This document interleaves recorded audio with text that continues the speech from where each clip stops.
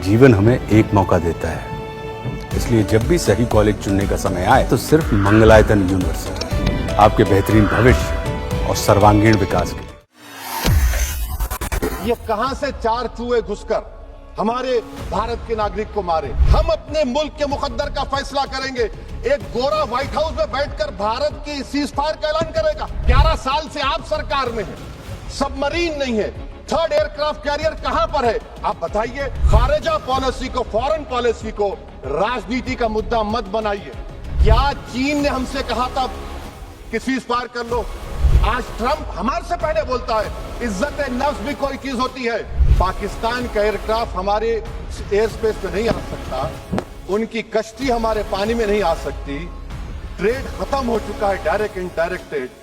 आपका जमीर जिंदा क्यों नहीं है? किस सूरत से आप पाकिस्तान से क्रिकेट मैच खेलेंगे?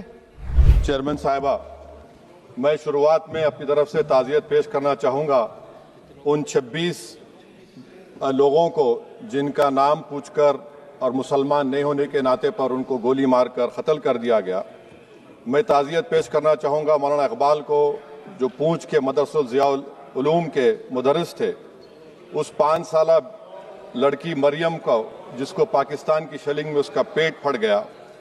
मैं ताज़ियत पेश करना चाहूँगा मैडम जैन अली और उर्वा फातिमा, इन दो जुड़वा भाई बहनों को जिनकी उम्र 14 साल थी। लांस नायक दिनेश कुमार को, बीएसएफ के सब इंस्पेक्टर मोहम्मद इम्तियाज को। मैं शुक्रिया अदा करना चाहूँगा कश्मीर की आवाम का कि उन्होंने पहलगाम के वाक़े के बाद मस्जिदों से ऐलान किया मजम्मत का। बग़ैर किसी के बोलने पर रोड पर निकलकर उन्होंने पाकिस्तान से आए हुए दहशतगर्दों की मजम्मत की।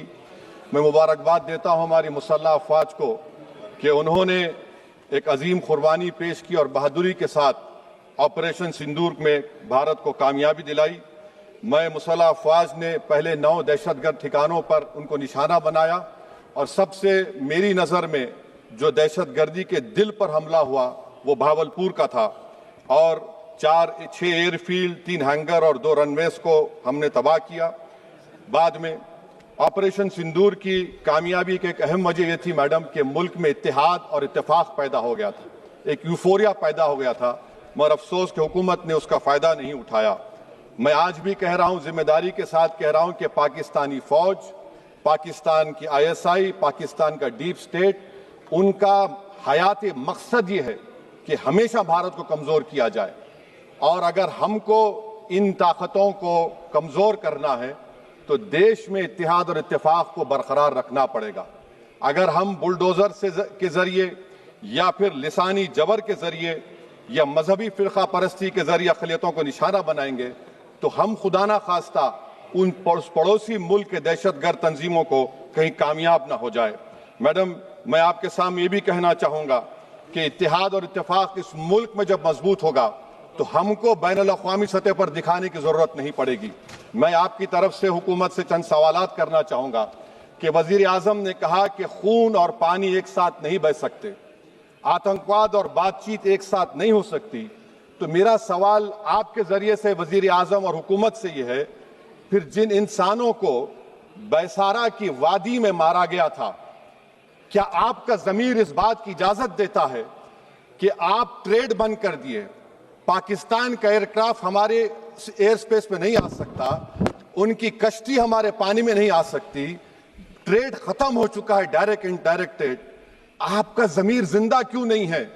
किस सूरत से आप पाकिस्तान से क्रिकेट मैच खेलेंगे जब हम पानी नहीं दे रहे हैं? 80% पानी पाकिस्तान का हम रोक रहे हैं। ये कहकर के पानी और खून नहीं बहेगा, आप क्रिकेट मैच खेलेंगे? मैडम, मेरा जमीर तो गवारा नहीं करता कि मैं उस मैच को देखूंगा। क्या इस हुकूमत में इतनी हिम्मत है कि उन 25 मरने वालों को फोन करके कहे कि देखो हमने ऑपरेशन सिंदूर में बदला ले लिया, अब तुम पाकिस्तान का मैच देखो? बड़ी अफसोस की बात है मैडम, अकाउंटेबिलिटी किस पर है? पहलगाम किसने किया? 7.5 लाख हमारी फौज और सेंट्रल पैरामिलिट्री फोर्स है, ये कहां से 4 चूहे घुसकर हमारे भारत के नागरिक को मारे? अकाउंटेबिलिटी किस पर फिक्स होगी? LG पर फिक्स होगी तो LG को बरतरफ करिए, IB पर आती है तो एक्शन लीजिए, पुलिस पर आती है तो एक्शन लीजिए। मगर आप ये समझ रहे हैं कि ऑपरेशन कर दिया, और हम खामोश लोग भूल जाएंगे। अकाउंटेबिलिटी फिक्स करना पड़ेगा। मैडम, डिटरेंस आपकी क्या है? आपने सर्जिकल स्ट्राइक किया, आपने बालाकोट किया, फिर ये पहलगाम हुआ, तो आपकी डिटरेंस की पॉलिसी नाकाम साबित हुई। कश्मीर की पॉलिसी नाकाम साबित हुई। 370 हटा दिया आपने एक रियासत को यूटी बना दिया, और उसके बावजूद भी दहशतगर्द वहां पर पहुंच गए। तो और अफसोस मुझे इस बात का होता है मैडम कि पाकिस्तान को हम जानते हैं, पाकिस्तान और इजराइल इस पूरी दुनिया में एक फेल्ड स्टेट है, और पाकिस्तान के आर्मी चीफ को, जिससे हमारे स्ट्रेटेजिक रिलेशनशिप, इसको अपना दोस्त कहते हैं, उस देश का प्रेसिडेंट उस शख्स को बुलाकर खाना खिलाता है अपने साथ, जिसके भाषण से हमारे लोग मारे गए थे। तो क्या आपकी खारजा पॉलिसी कामयाब हुई? आप देख लीजिए।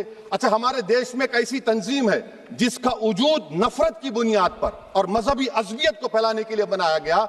उनको तकलीफ है सेकुलरिज्म से, सोशलिज्म से, मगर हमारे संविधान के प्रियम्बल में लफ्ज सॉवरेन है। सॉवरेन का मतलब यह है कि हम खुद मुख्तार हैं, हम हाकिम आला हैं, हम अपने मुल्क के मुकद्दर का फैसला करेंगे। एक गोरा व्हाइट हाउस में बैठकर भारत की सीज फायर का ऐलान करेगा? यह आपका नेशनलिज्म है? अफसोस होता है मुझे सर। मैडम, मैं आपसे पूछना चाह रहा हूं कि अगर एक चचा सैम ऐलान कर रहे हैं तो हमारी फौज पर क्या असर पड़ा होगा? हमारे उन पायलटों पर क्या असर पड़ेगा जो नहीं मालूम कितनी ऊपर आसमानों पर भारत की हिफाजत कर रहे हैं? वो नेवी का सिपाही जो समंदर में खड़ा हुआ है, उसको यह नहीं मालूम हो रहा है कि मेरा प्रधानमंत्री ऐलान नहीं किया, एक गोरे ने ऐलान किया। बड़ा ये आपके कैसा होगा ये? मैडम, मेरा सवाल हुकूमत से यह भी है कि हम कोई एडवर्सेरियल कंट्री नहीं है अमेरिका के लिए, हम दोस्त हैं, स्ट्रेटेजिक रिलेशनशिप है। क्या क्या एग्रीमेंट हमने साइन नहीं किया, तो क्या ये दोस्ती निभा रहे हैं? मैडम, मैं हिस्टोरिकल एग्जांपल दे रहा हूं। क्रुश्चेव और टीटो, क्रुश्चेव ने दबाव डाला, टीटो ने कहा मैं नहीं मानता, मैं नैम ज्वाइन करूंगा। मैडम, फ्रांस और यूएसए, डिगोल को जब यूएसए ने दबाव डाला तो डिगोल ने कहा कि तुम दोस्त हो, मगर हमारी खारिजा पॉलिसी आजाद ना है। मैडम, वहीं पर आप देखिए गुजराल साहब, जिसको कहते सबसे कमजोर थे, वजीर आजम थे, उन्होंने बहादुरी का मजारा किया, रिफूलिंग करने नहीं दिया। वियतनाम 20 साल यूएसए से लड़ा मगर झुका नहीं, और हम उनको बोल भी नहीं पा रहे। हम तो कोई दुश्मन मुल्क तो नहीं है अमेरिका के, ये आपको समझने की जरूरत है। और मैडम, यहां पर वजीर खारजा ने कहा वो चीन गए, डिप्टी चीफ ऑफ स्टाफ ने कहा कि चीन के इक्विपमेंट एक लाइव लैब था हमारे उनके लिए। क्या आपने कहा चीन को कि तुमने क्यों दिया पाकिस्तान को हथियार? आप नहीं कहे। और मैडम, आप जानते हैं कि रक्षा मंत्री ने कहा कि स्विफ्ट एंड प्रोपोर्शनेट, तो फिर जो इंडोनेशिया मिलिट्री अटैचे ने कहा कि हमको कहा गया मत मारो, हम सेल्फ डिफेंस में भी नहीं मार सकते थे पाकिस्तान को। और अगर आप ट्रंप के बयान को गलत कह रहे हैं कि 5 एयरक्राफ्ट नहीं गिरे, मैं यकीन करता हूं आपकी बात का। आप हमारे पायलट्स को कमेंट करिए ना, हमारे पायलट्स को कमेंट करिए कि हम अपने पायलट्स की तारीफ करते हैं, आप वो भी नहीं करना चाहते। मैं हुकूमत से जानना चाहता हूं मैडम कि क्या फ्रांस ने हमको सोर्स कोड नहीं दिया, जिसकी वजह से हमारे एयरक्राफ्ट को क्या नुकसान हुआ? अब मुस्तकबिल में आप हथियार खरीदेंगे तो क्या आप सोर्स कोड हासिल करेंगे? और मैडम, मैं आपको बताना चाह रहा हूं, मेरे सवाल का जवाब हुकूमत दे।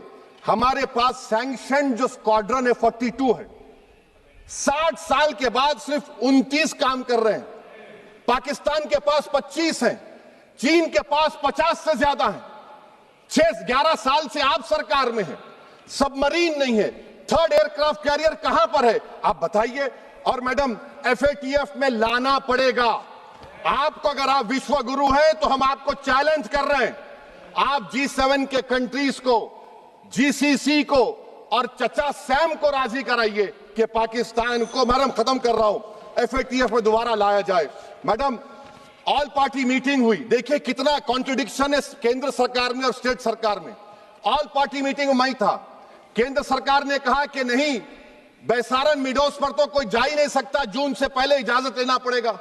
बाद में हमको मालूम हुआ कि साल भर खुला रहता मिडोस सिवाय बारिश और स्नो के।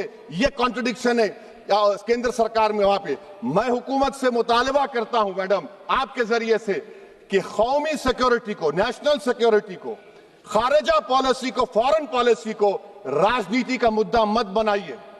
राजनीति का मुद्दा मत बनाइए। ये हमारे मुल्क में मुफाद होगा, हमारे मुल्क के इत्तेहाद और एकजुटती को आप एक वोट का जरिया मत बनाइए। और मैं एक आखिरी बात पूछ रहा हूं मैडम, क्या चीन ने हमसे कहा था कि सीज फायर कर लो? और कैसे पाकिस्तान ने हमारे पायलट्स की बातों को सुना कि हमारा कम्युनिकेशन एनक्रिप्ट नहीं है?